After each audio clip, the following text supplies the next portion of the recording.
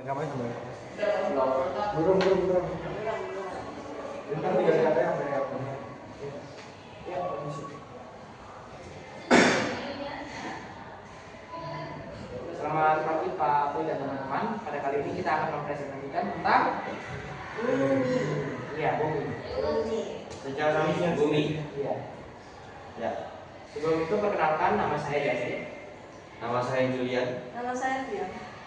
Dan nama saya Ilham. Kita berasal dari SMA dan ingin mempresentasikan tentang bumi, tentang perkembangan darat dan lautan, perkembangan peradaban, dan juga bagian-bagian darat dan laut yang muncul dan juga pergi.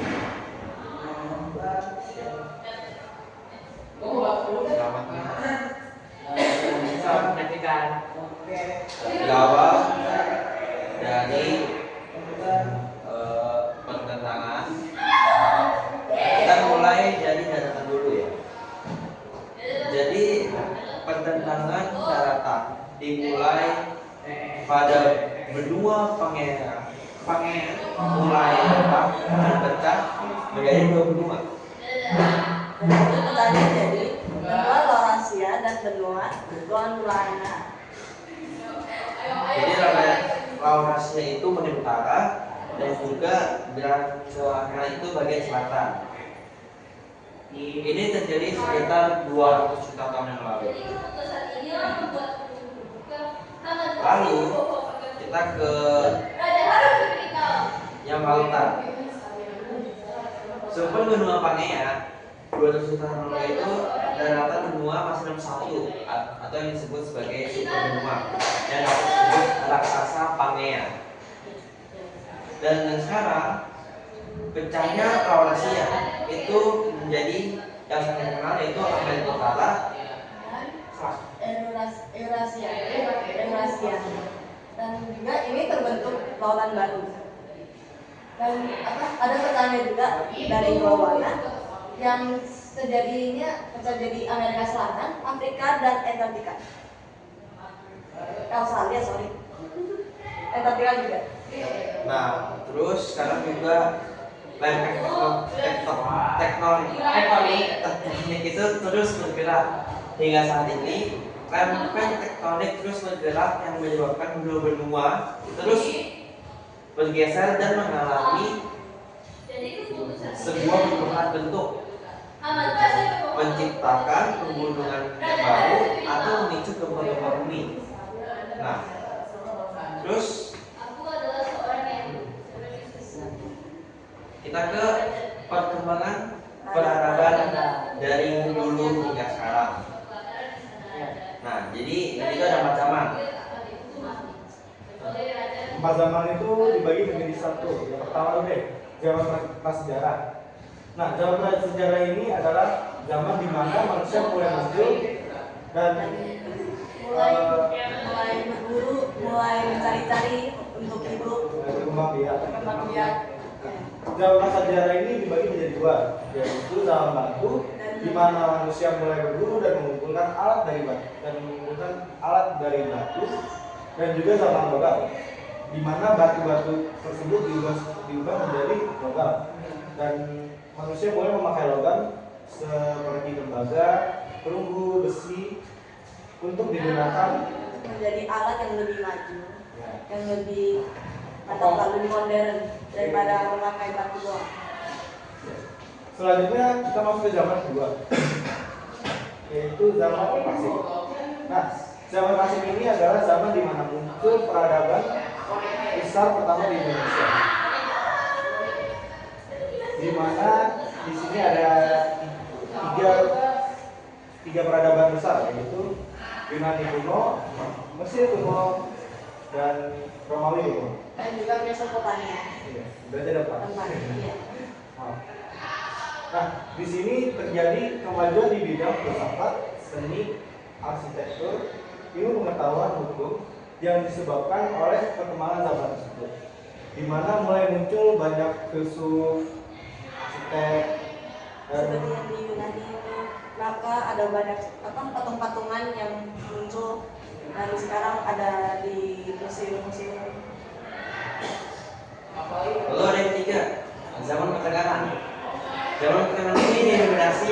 feodal di Eropa.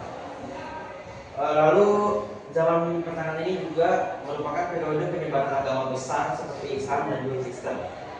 Ini juga munculnya ada kerajaan-kerajaan yang ada di Eropa seperti di United Kingdom atau Inggris. Munculnya ya raja-raja dan ratu. Lalu perkembangan budaya juga signifikan di Timur Tengah, Asia, dan Afrika. Lalu terakhir ada di zaman modern. Zaman sekarang sih. Zaman modern. Zaman modern itu revolusi ilmiah yang mengubah cara pandang alam semesta, masa-masa penjajahan dan penemuan ilmu baru. Peradaban kontemporer ini memasuki era globalisasi dan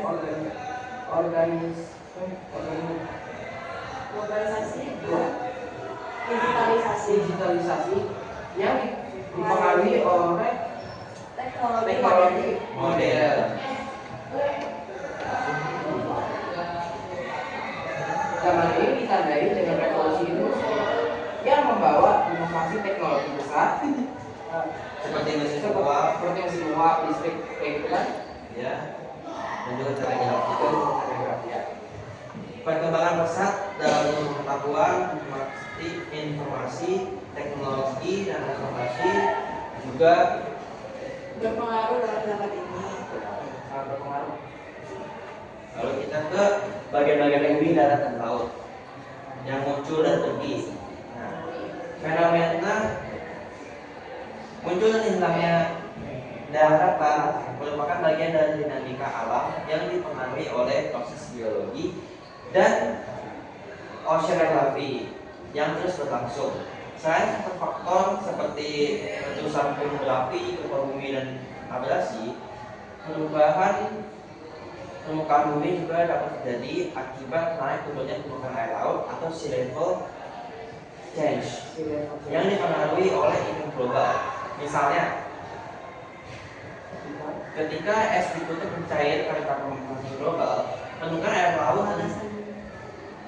air laut meninggi dan menenggelamkan wilayah pesisir atau pulau-pulau rendah. Seperti yang terjadi di beberapa negara kepulauan di Pasifik. Sebaliknya, pada masa glasial atau ketika air laut turun karena membeku dan memperluas daratan. Selain itu, aktivitas manusia juga berperan dalam mempercepat hilangnya daratan, seperti pendambangan pasir, reklamasi pantai yang tidak terhenti, dan kerusakan ekosistem mangrove yang berfungsi sebagai menahan abrasi. Sementara itu, munculnya daratan baru seperti pulau hasil letusan gunung berapi laut yang terjadi di Tonga atau Jepang, merupakan yang menunjukkan bahwa bumi terus berevolusi dan membentuk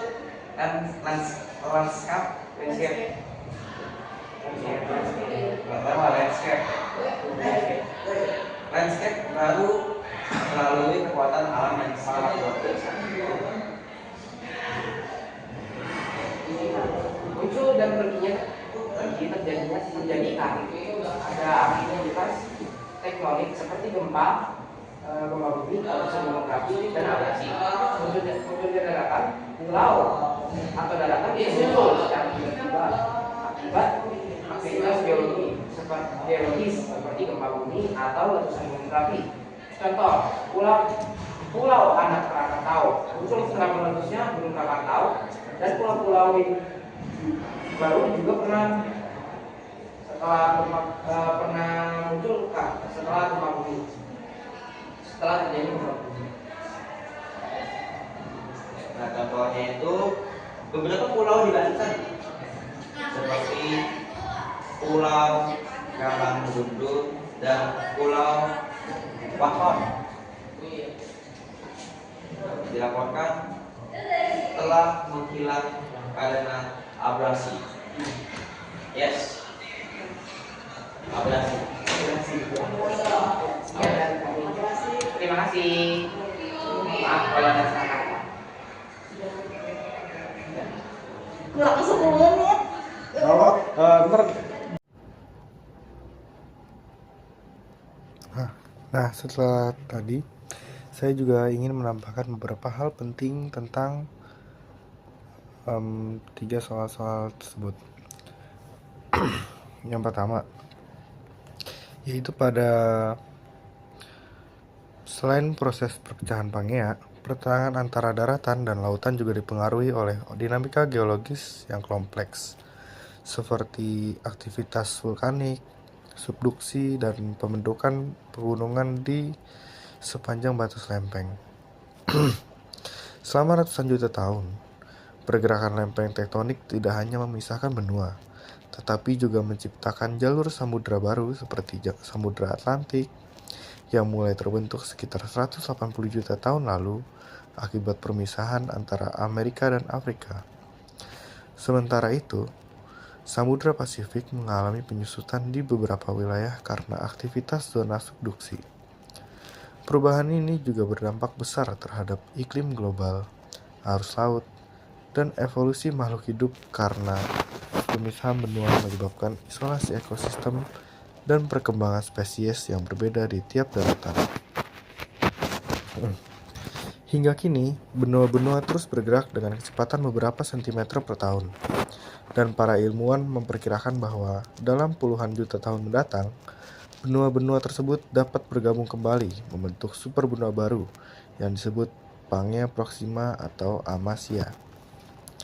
Nah, yang kedua juga ada, selain pembagian fase-fase utama tersebut, perkembangan peradaban manusia juga dipengaruhi oleh faktor-faktor sosial, ekonomi, politik, dan lingkungan yang saling berkaitan. Nah, pada masa prasejarah, munculnya pertanian dan peternakan menjadi tonggak penting yang memicu revolusi Neolitik, karena manusia mulai hidup menetap dan membentuk komunitas yang lebih kompleks. Memasuki masa sejarah klasik, pusat-pusat peradaban berkembang di berbagai wilayah dunia, seperti Mesir, Mesopotamia, Roma, India, dan Tiongkok, yang menjadi dasar bagi sistem pemerintahan, tulisan, dan hukum modern. Selama abad pertengahan, dunia Islam menjadi pusat ilmu pengetahuan dan perdagangan, sementara Eropa perlahan bangkit melalui Renaissance yang menandai peralihan menuju zaman modern. Revolusi industri di abad ke-18 mengubah tatanan sosial ekonomi secara drastis, memperkenalkan mesin, urbanisasi, dan sistem kapitalisme. Dalam era kontemporer, manusia menghadapi tantangan baru seperti perubahan iklim, kesenjangan sosial, serta dampak revolusi digital yang mengubah cara hidup, bekerja, dan berinteraksi. Peradaban kini semakin terhubung secara global, menciptakan dunia yang lebih terbuka namun juga lebih kompleks dan saling bergantung. Yang ketiga juga ada fenomena muncul dan hilangnya daratan, merupakan bagian dari dinamika alam yang dipengaruhi oleh proses geologi dan oceanografi yang terus berlangsung. Selain faktor-faktor seperti letusan gunung berapi, gempa bumi, dan abrasi, perubahan permukaan bumi juga dapat terjadi akibat naik turunnya permukaan air laut, atau biasa kita sebut sea level change, yang dipengaruhi oleh iklim global. Misalnya, ketika es di kutub mencair karena pemanasan global, permukaan laut naik dan menenggelamkan wilayah pesisir atau pulau-pulau rendah, seperti yang terjadi di beberapa negara kepulauan di Pasifik. Sebaliknya, pada masa glasial, ketika air laut membeku menjadi es, permukaan laut turun dan memperluas daratan. Selain itu, aktivitas manusia juga berperan dalam mempercepat hilangnya daratan, seperti penambangan pasir, reklamasi pantai yang tidak terkendali, dan kerusakan ekosistem mangrove yang berfungsi menahan abrasi. Sementara itu, munculnya daratan baru, seperti pulau hasil letusan gunung bawah laut di Tonga atau Jepang, menunjukkan bahwa bumi terus berevolusi dan membentuk lanskap baru melalui kekuatan alam yang luar biasa. Baik, sekian dari saya untuk isi-isi yang ingin saya tambahkan. Semoga yang saya tambahkan terhitung cukup untuk menjelaskan hal-hal yang kurang jelas. Terima kasih.